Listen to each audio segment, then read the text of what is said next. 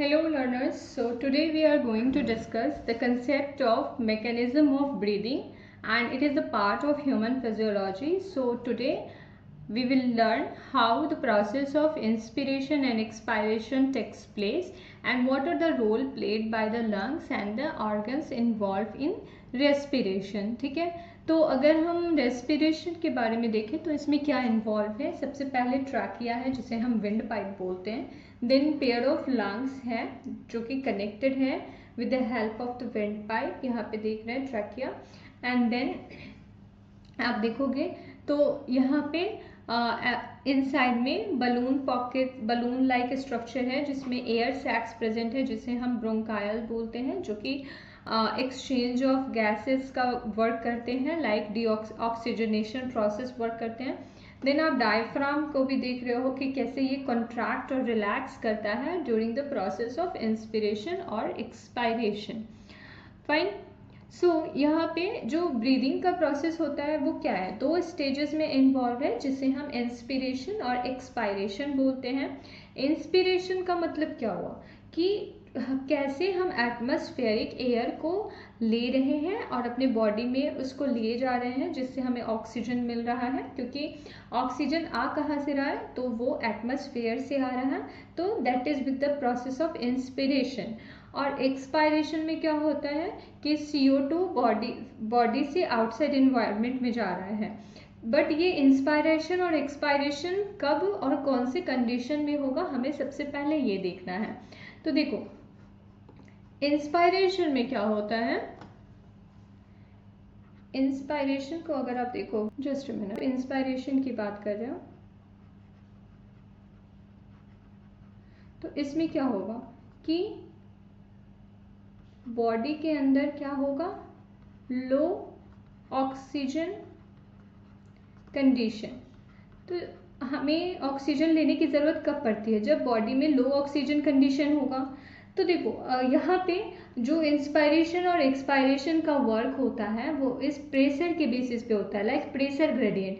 अब जब बॉडी में ऑक्सीजन का कंसंट्रेशन लो है, ठीक है, तो यहाँ पे इंट्रा पल्मोनरी प्रेशर होता है जो लंग्स के इनसाइड में होता है। लंग के इनसाइड में कौन सा प्रेशर हुआ, lungs inside has intra pulmonary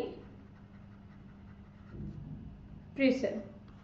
तो जब आपको इंस्पिरेशन करना है उस समय क्या होगा कि लंग के इनसाइड में जो इंट्रा पल्मोनरी प्रेशर है वो लो हो जाएगा, ठीक है, उसको हम निगेटिव कंसीडर करेंगे। जब ये लो होगा तो हमें ऑक्सीजन की ज़रूरत होगी, तो हम क्या करेंगे, उसको बाहर के आउटसाइड इन्वायरमेंट से लेने की कोशिश करेंगे। तो that is the process of inspiration. वही जब हम एक्सपायरेशन करते हैं, एक्सपायरेशन में क्या हुआ कि बॉडी में हाई कंसंट्रेशन ऑफ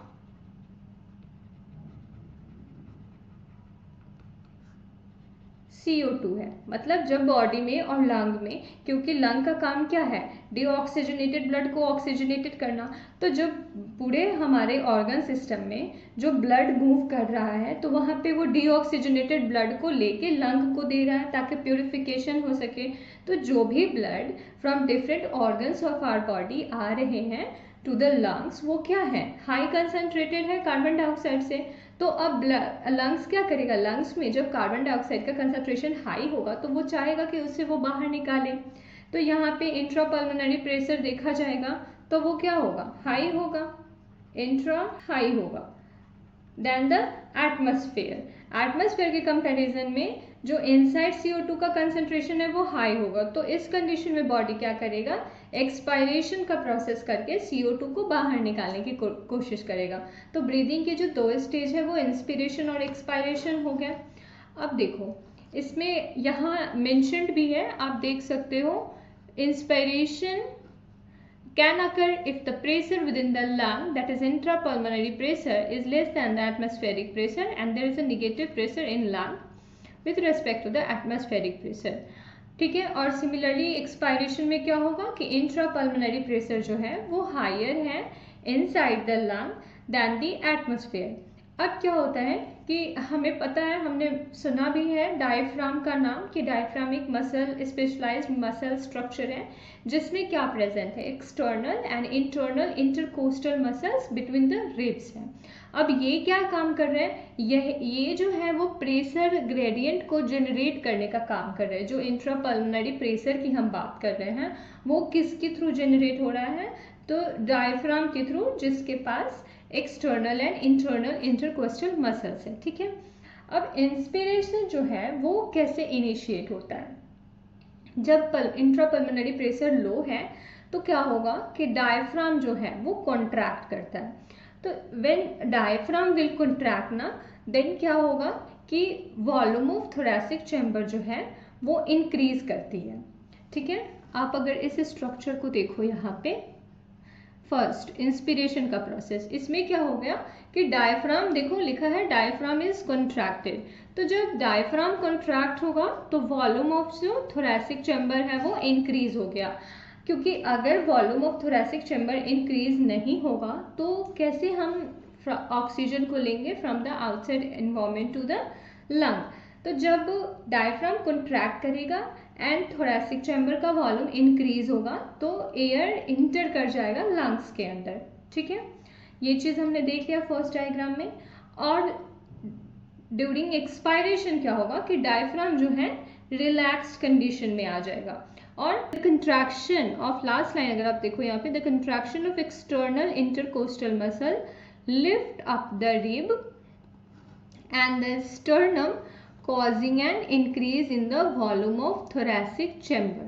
तो आपको ये रीज़न याद रखना है कि thoracic chamber कैसे वॉल्यूम को इंक्रीज कर रहा है। तो जो कंट्रैक्शन हो रहा है एक्सटर्नल इंटरकोस्टल मसल्स का एंड स्टर्नम का, तो वॉल्यूम ऑफ थोरैसिक चैम्बर को इंक्रीज करने के लिए एक्सटर्नल इंटरकोस्टल मसल जो है वो कॉन्ट्रैक्ट करेंगे। ठीक है, so overall increase in the thoracic volume causes similar increase in the pulmonary volume। अब जब thoracic volume increase करेगा तो air from the outside environment जो है वो आना स्टार्ट कर देगा लंग्स के अंदर, तो वो इक्वल हो जाएगा, पल्मोनरी वॉल्यूम भी इंक्रीज करेगा। ओके, नाउ एक चीज़ हम और देखेंगे कि जब पल्मोनरी वॉल्यूम इंक्रीज कर जाएगा, ठीक है, तो that will decrease the intrapulmonary pressure to less than the atmospheric pressure. ठीक है, which forces the atmospheric pressure to move into the lungs. तो जब थोरैसिक वॉल्यूम इंक्रीज करेगा at that time pulmonary volume भी इंक्रीज करेगा, और जिसके तहत इंट्रापल्मोनरी प्रेशर जो है वो डिक्रीज कर जाएगा। तो एक लाइन हम यहाँ, सो इंस्पिरेशन में क्या हो रहा है कि एक्सटर्नल इंटरकोस्टल मसल जो है वो कॉन्ट्रैक्ट कर रहा है, then diaphragm is also contracting,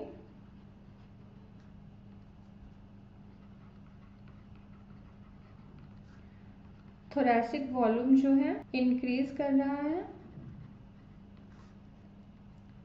जिसकी वजह से यहाँ पे आप देख पा रहे हो thoracic volume is increasing and causing a similar increase in the pulmonary volume। तो आप क्या लिखोगे यहाँ पे, pulmonary volume increase। ये प्रोसेस हो गया आपके इंस्पिरेशन का। ठीक है, जो ये फर्स्ट डायग्राम से रिलेट कर रहा है। अब क्या होगा, जब रिलैक्सेशन हो जाएगा डायफ्राम का, तो when the diaphragm is going to relax, intercostal muscles जो है वो क्या करेंगे, returns to the diaphragm and sternum to their normal position. तो जैसे ही डायफ्राम का रिलैक्सेशन होगा इंटरकोस्टल मसल्स भी नॉर्मल पोजीशन पे आ जाएंगे। ठीक है, एंड थोरैसिक वॉल्यूम जो है वो डिक्रीज हो जाएगी। तो जब थोरैसिक वॉल्यूम डिक्रीज होगा तो क्या होगा कि इससे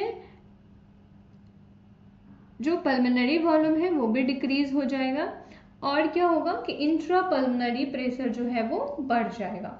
तो जब इंट्रापल्मोनरी प्रेशर बढ़ेगा दैट मीन्स CO2 का कंसंट्रेशन आपके लंग के इनसाइड में हाई है, तो अब एक्सपल्जन होगा। जैसे ही प्रेशर हाई होगा लंग के इनसाइड में, तो लंग क्या करेगा, वो चाहेगा कि जितना जल्दी हो सके वो CO2 को आउटसाइड एनवायरनमेंट में भेज दे, क्योंकि हमारे बॉडी में CO2 को रखने की कैपेबिलिटी नहीं है in a high concentration. We can have abundant amount of oxygen in our body but not CO2. Okay, so let's see here again. अब हम इसको देख लेते हैं एक्सपायरेशन के प्रोसेस को। See here we are writing about expiration. इसमें क्या होगा, डायफ्राम रिलैक्स हो जाएगा, देन इंटरकोस्टल मसल्स जो हैं वो भी रिलैक्स हो जाएंगे।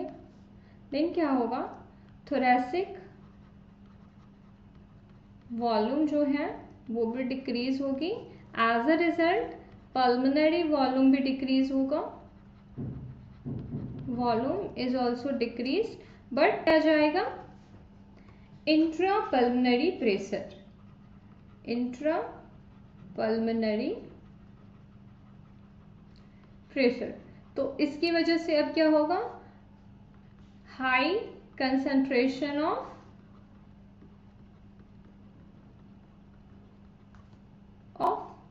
CO2 कहाँ है, आपके लंग में। ठीक है, तो क्या होगा, air from the lungs move to the outside environment. तो इस तरीके से हम क्या करते हैं कि CO2 को आउटसाइड एनवायरनमेंट में भेज देते हैं। Okay, so this is the process of expiration. Now देखो, अगर हमने सेकेंड स्ट्रक्चर को देखा तो वॉल्यूम ऑफ थोरैक्स डिक्रीज हो रहे हैं, डायफ्राम रिलैक्स स्ट्रक्चर में आ रहे हैं, एंड इंटरकोस्टल मसल्स जो हैं वो भी रिटर्न कर रहे हैं अपने ओरिजिनल पोजीशन पे। ठीक है, so that is expiration. And then we have the ability to increase the strength of inspiration and expiration with the help of additional muscles in the abdomen.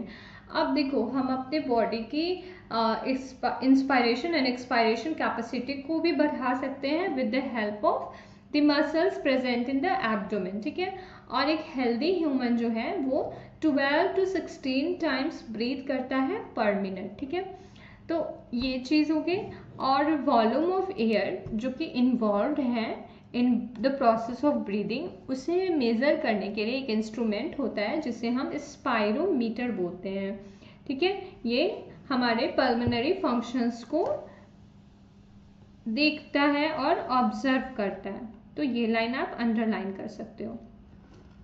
अब हम देखते हैं respiratory volumes and its capacity. It's very important from the exam point of view. ये जो है ये हमेशा ही आते जाते हैं क्वेश्चन में। तो रेस्पिरेटरी वॉल्यूम और कैपेसिटी, इसमें हमें ये देखना है कि डिफरेंट वॉल्यूम्स जो इन्वॉल्व हैं और हमारी लंग की कैपेसिटी कितनी ज़्यादा है रेस्पिरेशन की। तो फर्स्ट है टाइडल वॉल्यूम। टाइडल वॉल्यूम में क्या होता है कि like volume of air inspired और expired during a normal respiration. तो जब हम ब्रीदिंग इन और ब्रीदिंग आउट करते हैं तो एक नॉर्मल अमाउंट ऑफ एयर जो है वो हम इंस्पायर कर सकते हैं या एक्सपायर कर सकते हैं। ठीक है, तो उसके बारे में बताया गया जिसे हम टाइडल वॉल्यूम बोलते हैं।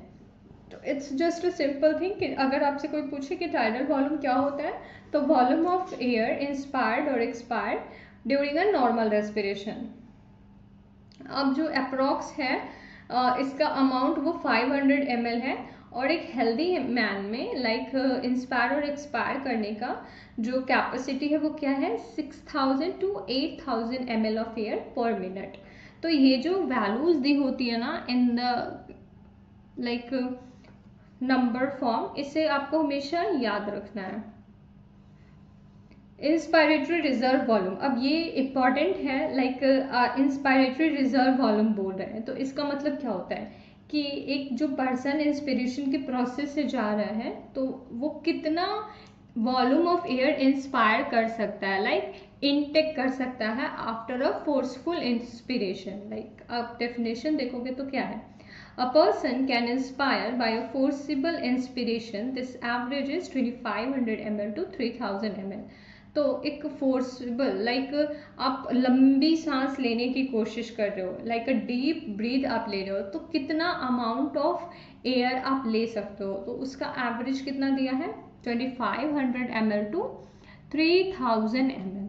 अब एक्सपायरेटरी रिजर्व वॉल्यूम, इसमें क्या होता है कि a person can expire by forcible expiration.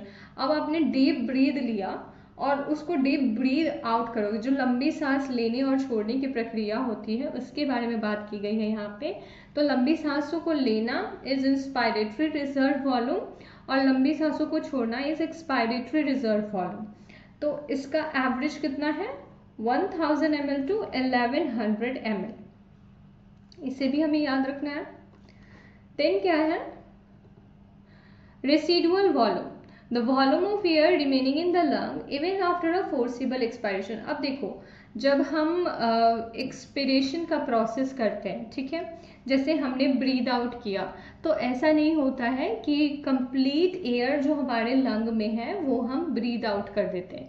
एक मिनिमल अमाउंट ऑफ एयर जो है वो हमारे लंग में हमेशा मेंटेन रहता है। तो that minimal amount of air को क्या कहते हैं रेसिडुअल वॉल्यूम। अब आप वर्ड से भी समझ सकते हो, लाइक रेसिडुअल मतलब बचा हुआ वॉल्यूम, कि आपने CO2 को ब्रीद आउट किया तब भी एक minimum level of volume inside the lung present है, ठीक है। तो इसका एक एवरेज होता है 1100 ml to 1200 ml।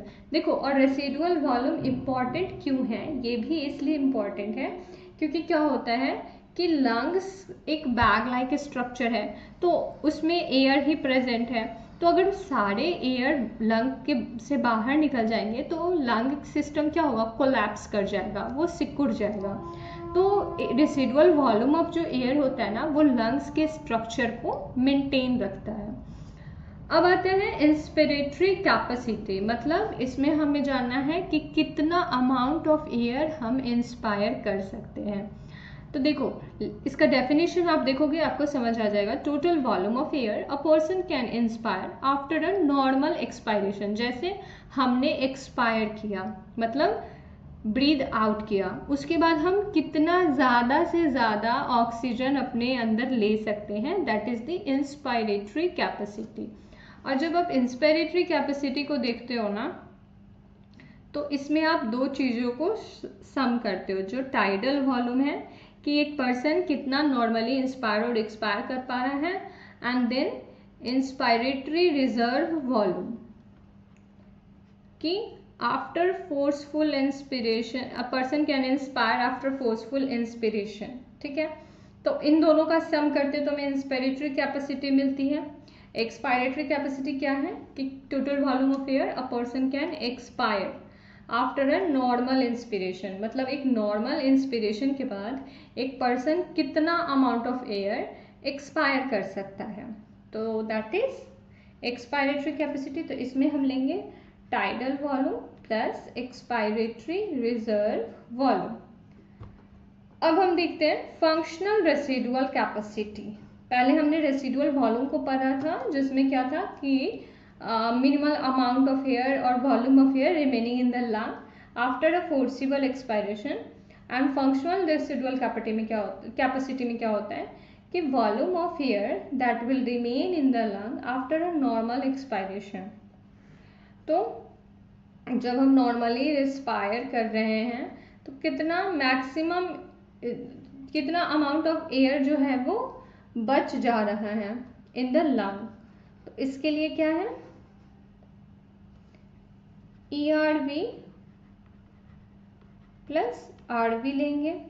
Then vital capacity, तो वाइटल कैपेसिटी क्या होता है maximum volume of air a person can breathe in after a forced expiration, मतलब एक फोर्सफुल एक्सपायरेशन के बाद आप कितना ज़्यादा से ज़्यादा एयर को अपने लंग में ले सकते हो, that is the vital capacity. So it will be ERV plus tidal volume plus IRV. मतलब इसमें हम इंस्पायरेटरी रिजर्व वॉल्यूम को भी देख रहे हैं, एक्सपायरेटरी रिजर्व वॉल्यूम को भी देख रहे हैं एंड देन टाइडल वॉल्यूम को भी देख रहे हैं. अब अगर हमें टोटल लंग कैपेसिटी को देखना है तो टोटल लंग कैपेसिटी कितना होगा कि total volume of air accommodated in the lung at the end of forced inspiration. मतलब आपने एक लंबी सांस ली, उसके बाद कितना वॉल्यूम ऑफ एयर आपके लंग में प्रेजेंट है, that is the total lung capacity. तो उसमें क्या क्या आ जाता है एक बार अगर देखें हम तो residual volume plus ERV expiratory reserve volume plus tidal volume plus IRV. ठीक है, तो ये सारे आ गए. और एक देखो वाइटल कैपेसिटी में क्या है, ERV plus tidal volume plus IRV. तो देखो यहाँ से अगर हम देखें तो ERV टाइडल वॉल्यूम और IRV है, तो हम इसे ऐसे लिख सकते हैं ना, residual volume plus vital capacity. ये भी कर सकते हैं. तो हमें टोटल लंग कैपेसिटी यहाँ से TLC टोटल लंग कैपेसिटी भी हमें यहाँ से पता चल जाएगा. आई होप आपको मैकेनिज्म ऑफ ब्रीदिंग समझ आया हो. If you like this session, just like, share and subscribe, and if you find any questions regarding this session, you can ask in comment box. Thank you.